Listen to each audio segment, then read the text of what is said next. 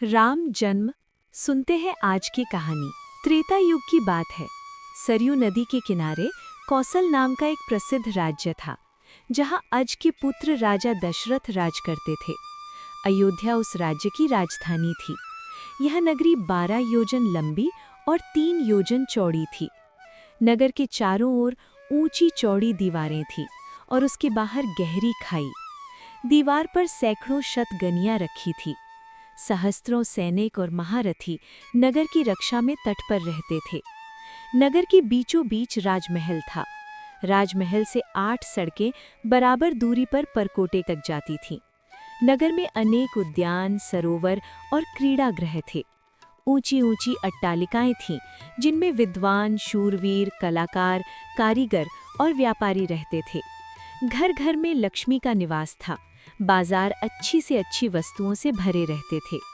नगर के लोग स्वस्थ और सदाचारी थे। कुल मर्यादा के अनुसार सभी अपने धर्म का पालन करते थे। सभी जगह शांति, पवित्रता और एकता का वास था। राजा दशरथ बड़े प्रतापी और सदाचारी थे। सगर, रघु, दिलीप आदि अपने पूर्वजों की तरह उनका भी यश चारों ओर फैला हुआ था। 8 सुयोग्य मंत्रियों की सहायता से वे राजकाज चलाते थे। इन मंत्रियों में सुमंत मुख्य थे। मंत्रियों के अतिरिक्त वशिष्ठ, वामदेव, जाबाली आदि राजपुरोहित भी राजा को परामर्श देते थे। इनकी सहायता से राजा सदा प्रजा हित के कार्यों में लगे रहते थे। राजा दशरथ ने बहुत दिन तक राजसुख का भोग किया। उन्हें धन, मान, यश किसी की कमी न थी। पर उन्हें एक दुख था, उनको कोई संतान न थी। जीवन उन्हें सूना सा लगता था। उनकी रानियां कौसल्या, सुमित्रा और कैकई भी इस कारण दुखी रहती थी। राजा ने इस विषय में अपने मंत्रियों और पुरोहित से बात की। सबकी सलाह से यह निश्चय हुआ कि पुत्रेष्ठी यज्ञ किया जाए।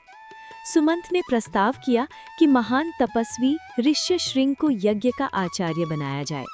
यह राय सबको पसंद आई। यज्ञ की तैयारियां होने लगी। राजा दशरथ स्वयं ऋष्यशृंग को बुलाने गए। सब राजाओं को निमंत्रण दिया गया।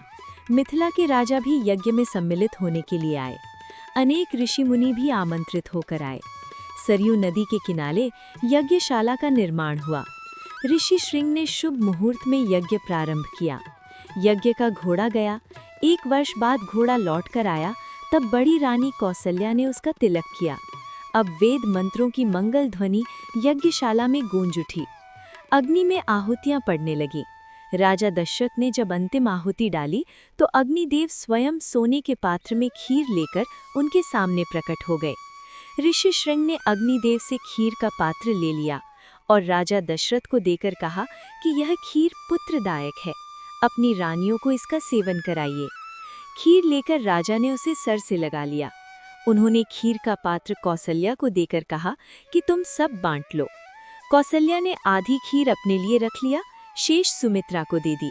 सुमित्रा ने उस आधे भाग का आधा अपने लिए रखकर शेष कैकई को दे दिया। कैकई ने उसमें से आधी खीर स्वयं ले ली और आधी सुमित्रा को ही लौटा दी।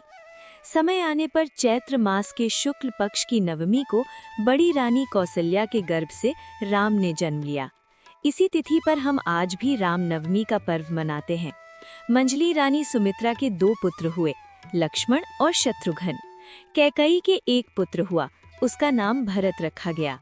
राजा ने बड़ी धूमधाम से पुत्रोत्सव मनाया। राजमहल में मंगलाचार होने लगे और स्त्रियां बधाइयां गाने लगीं। देवताओं ने फूलों की वर्षा की, अप्सराएं नृत्य करने लगीं। राजा और प्रजा के हर्ष का ठिकाना न रहा। चारों राजकुमार बड़े सुंदर थे।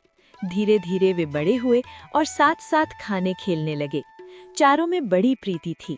राम के साथ अधिक रहते और शत्रुघ्न भरत के साथ। चारों भाई जब अयोध्या की गलियों में खेलने निकलते तब उन्हें देखकर ठगे से रह जाते। राम के रूप में अद्भुत आकर्षण था। उन्हें जो देखता वह देखता ही रह जाता।